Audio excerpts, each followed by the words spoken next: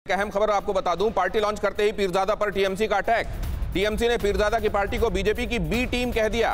कहा ओवैसी अब्बास की party vote कटवा पार्टी है, टीएमसी के वोट पर कोई प्रभाव नहीं पड़ेगा। फिरहाद हकीम ने यह बात कही है। फिरहाद हकीम ने यह बात कही कि ये भी बी टीम है भारतीय जनता पार्टी की। तो इसके पहले आप जानते हैं कि एआईएमआईएम को बी टीम करार दिया जा चुका है और अब पीरजादा अब्बास को भी ये कहा जा रहा है कि ये भी भारतीय जनता पार्टी की तरफ से फील्ड किए गए हैं। लेकिन क्या नागरिकों को, वोटर्स को इस तरीके से देखना ठीक है? क्या यह समझना ठीक है कि एक वोटर का अपना कोई विवेक नहीं होता और उनके लिए कोई टीमें फील्ड कर दी जाती हैं और इस तरीके से वो बट जाते हैं? यह भी समझना होगा कि क्या वाकई एक खास वर्ग के हिमायती के तौर पर कुछ एक दलों ने खुद को दिखाया और उनके लिए आज तक कुछ नहीं किया और इसीलिए उनको एक के बाद दूसरे दल को आजमाना पड़ा, या उनकी आस्था किसी एक के साथ टिकी हुई है और अब वो किसी और के साथ नहीं जाएगी? जरा देखिए ये दो चेहरे जिनके बारे में ये कहा जा रहा है कि ये हैं वो दो जो भारतीय जनता पार्टी की बी टीम है। बंगाल के ये भाईजान बिगाड़ेंगे किसका प्लान? अगर टीएमसी को फौरन ही आकर यह प्रतिक्रिया देनी पड़ती है तो जाहिर है यह समझ में आता है कि नुकसान किसका होता हुआ नजर आ रहा है। नुकसान होता हुआ नजर आ रहा है ममता बनर्जी का। ममता बनर्जी इसीलिए कह रही हैं कि मेरा कोई नुकसान नहीं होगा। अरे आपसे पूछा किसने कि आपका नुकसान होगा? आपको आके ये सामने कहना क्यों पड़ रहा है? राज्य के गरीब आदिवासियों की, दलितों की भी आवाज हूं मैं। पीरजादा अब्बास ने यह बात कही है।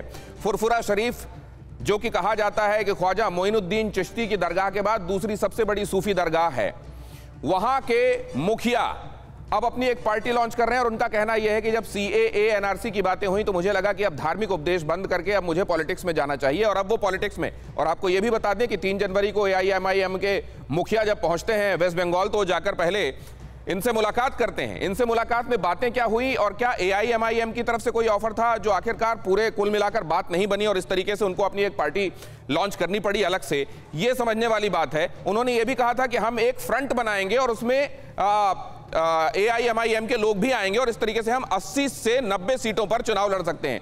क्या ऐसा होने वाला है? लेकिन यहां पर देखिए, आप इससे जुड़े कुछ फैक्ट्स पर निगाह डालिए। बंगाल के भाईजान किसका काम बिगाड़ेंगे? मुस्लिम वोट बटेंगे तो क्या भारतीय जनता पार्टी जीत जाएगी?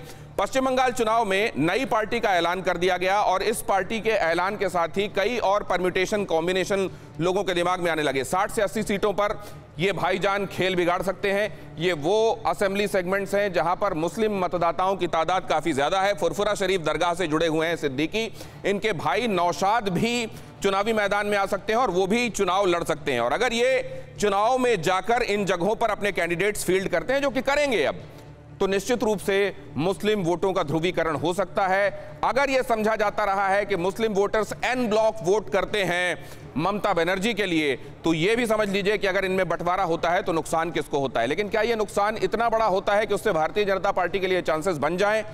यह अहम बात है। कहा यह भी जाता है कि ये जो तमाम मुस्लिम वोटर्स हैं, इनकी आस्था पहले कांग्रेस के साथ थी। इन्हीं लोगों ने बाद में जब सीपीएम के साथ खुद को देखना शुरू किया तो सीपीएम की सरकार बनी। बाद के दिनों में जब तृणमूल कांग्रेस के साथ ये खड़े हुए तो तृणमूल कांग्रेस को सत्ता पर बिठा दिया। लेकिन अब तृणमूल कांग्रेस से अगर ये बंटते हैं तो तृणमूल कांग्रेस सत्ता से हटती है। क्या ऐसा होने वाला है? मुस्लिम वोटों का एक बड़ा हिस्सा ममता से कट जाएगा, क्योंकि इनके साथ ये कहा जाता है इनकी जो लेगेसी है फुरफुरा शरीफ की, वो ये है कि ये मुसलमानों के लिए, उनके हित के लिए बहुत सारे काम किए गए, समाज सुधार के बहुत सारे काम किए गए, लोगों की आस्था का केंद्र है ये। और अगर वहां से निकला हुआ कोई अपने कैंडिडेट्स फील्ड करता है, पार्टी बनाता है, तो क्या मुस्लिम वोटों का ध्रुवीकरण होगा और क्या इससे ममता बनर्जी को नुकसान होगा?